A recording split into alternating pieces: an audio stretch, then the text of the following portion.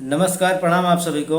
मैं अचल कुमार पांडे आप सभी का अपने चैनल अचल पांडे आरा में हार्दिक स्वागत एवं अभिनंदन करता हूं। तो जैसा कि आप सभी को मैंने पिछले वीडियो में बताया था कि हमारी फ्रीक्वेंसी थोड़ी सी बिगड़ गई थी। मैं कंटिन्यू नहीं था अपने चैनल पे, लेकिन आप सभी से प्रॉमिस करता हूं कि अब मैं अपनी बारंबारता को कंटिन्यू रखूंगा और आगे हमेशा ही वीडियो आते रहेगा। तो चलिए आज के इस लेक्चर में, इस क्लास में हम बात करेंगे महिला आरक्षण अधिनियम का, जो कि बहुत ही एक बड़ा एक हिस्टोरिक अधिनियम अभी फिलहाल में लोकसभा में पास हुआ है। तो इसके बारे में हम चर्चा करेंगे, थोड़ी सी इसकी हिस्ट्री को देखेंगे, उसके बाद इसकी इम्पोर्टेंस को देखेंगे, इसके सम प्रोविजंस को देखेंगे। और उससे पहले मैं थोड़ा सा ग्लिम्स देना चाहूँगा एक्ट और बिल के बारे में, डिफरेंस में, मतलब दोनों के बीच का डिफरेंस बताना चाहूँगा।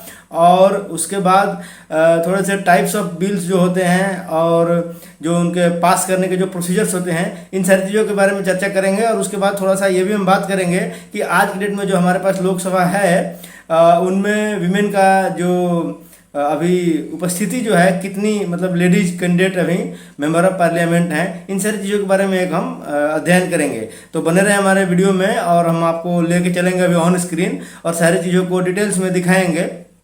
तो थोड़ी सी चीज़ अभी हम चर्चा कर लेते हैं अपने मेन टॉपिक से हट करके, जो कि आगे ज़रूरत पड़ेगा। तो उसमें सबसे पहले ये है कि बिल जो है और एक्ट में बेसिक डिफरेंस ये है कि बिल जो होता है वो रॉ मटेरियल है, मतलब it has not been pass. मतलब पास मतलब अगर लोकसभा से ही पास हो गया हो या राज्यसभा से भी पास हो गया हो, किसी भी हाउस से या दोनों हाउस से भी पास हो गया हो, अगर प्रेसिडेंट का जो है एसेंट अगर नहीं मिला हो तो still it is bill.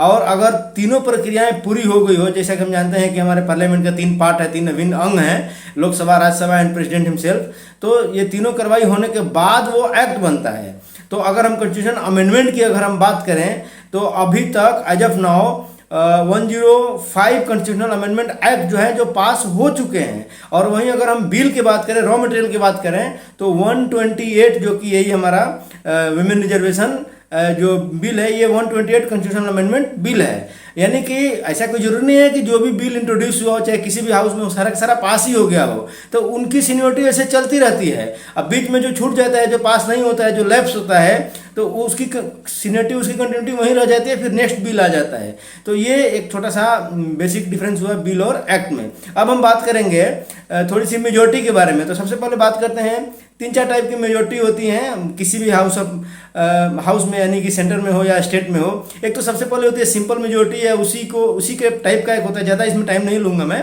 Absolute majority. दोनों आप बेसिकली समझ लीजिए कि इसमें 50% से एक सीट, एक वोट ज़्यादा की जरूरत होती है, जिसको हम सिंपल मेजोरिटी बोलते हैं। उसके आगे एक आता है स्पेशल मेजोरिटी। स्पेशल मेजोरिटी का मतलब इसमें 2/3 मेजोरिटी की जरूरत होती है, यानी कि 2/3 से ज़्यादा, एक ज़्यादा एटलीस्ट बहुमत से जो चीज़ें पारित होती है उसको स्पेशल मेजोरिटी बोलते हैं। और उसके अलावा एक और आता है इफेक्टिव मेजोरिटी बोलते हैं। तो उसमें ये चीज़ें होता है कि जो मान लो किसी भी अगर सदन का अगर सदस्य, इलेक्टेड सदस्य अगर मान के चलो कि 100 हैं, लेकिन एट प्रेजेंट में, अगर प्रेजेंट में यानी कि कुछ एक चुनाव में विवाद हो जाता है, या कोई अनफॉर्चुनेटली एक्सपायर हो जाता है, या कोई त्याग पत्र देता है, तो वैसे स्थिति में कितनी अवेलेबल सीटें हैं, तो उसके ऊपर जो भी क्रिया चलती है, जो वोटिंग देते हैं, उसको बोलते हैं इफेक्टिव मेजोरिटी। उसके अलावा अगर हम बात करें थोड़ा सा यहीं पे बिल का, तो बिल भी 2-3 टाइप के होते हैं, मोटा मोटा बताऊंगा, ज़्यादा डीप में नहीं जाऊंगा। तो सबसे पहले एक तो होता है ऑर्डिनरी बिल, साधारण बिल, सामान्य बिल जिसको बोलते हैं।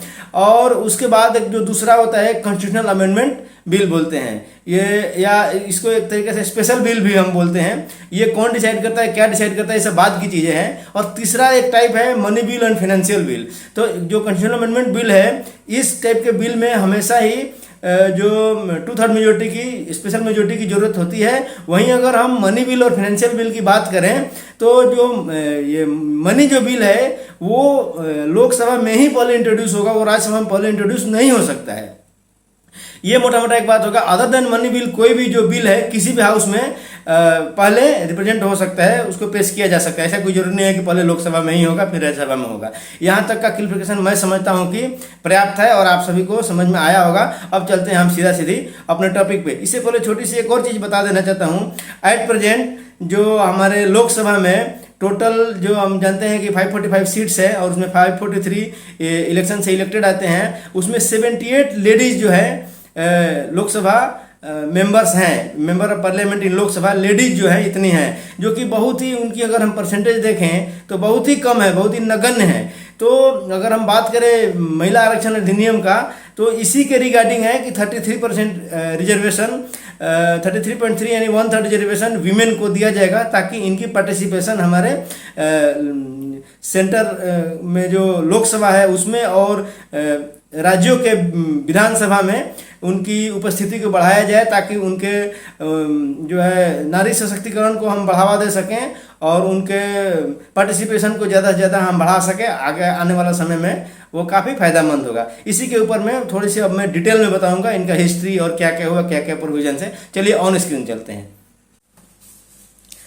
तो देखिए, अगर हम विमेन रिजर्वेशन बिल की बात करें, इसकी हिस्ट्री की, तो सबसे पहले ये 1987 में it was first introduce by then prime minister Rajiv Gandhi, यानी कि उस समय के जो प्रधानमंत्री राजीव गांधी जी थे, उनके टेन्योर में ये सबसे पहले लोकसभा में पेश हुआ था, लेकिन राज्यसभा में पास नहीं होने के कारण ये फेल हो गया था। उसके बाद नेक्स्ट अगर हम देखें तो 1996 इसको 81st कॉन्स्टिट्यूशनल अमेंडमेंट बिल के तहत एक बार फिर से उस समय के प्रधानमंत्री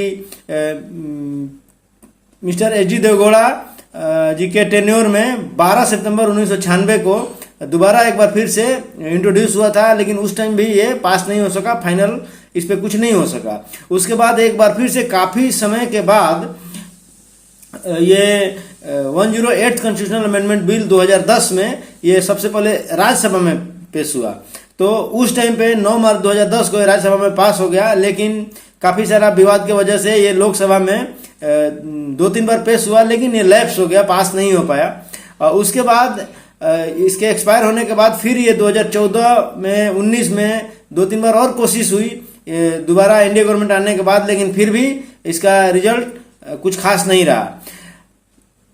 इससे थोड़ा सा रिलेटेड एक 1992 में उस टाइम के जो प्रधानमंत्री पीवी नरसिम्हा राव साहब थे, तो उनके समय में 73rd and 74th constitutional amendment act जो पास हुआ था, उसके तहत 33.3 यानी कि 1/3 रिजर्वेशन जो पंचायती राज जो सिस्टम है, जो इंस्टीट्यूशन है, उनमें दिया गया था। हालांकि ये पास हो गया था, लेकिन हमारे पार्लियामेंट में या फिर विधानसभा में, लोकसभा और राज्यों के विधानसभाओं में जो रिजर्वेशन देने की जो बात थी, जो वो बिल था, वो पास नहीं हो सका था। उसके बाद अभी हम अगर बात करें नारी शक्ति बंधन अधिनियम, तो ये नारी शक्ति बंधन अधिनियम जो है उसी का, यानी कि विमेन रिजर्वेशन बिल जो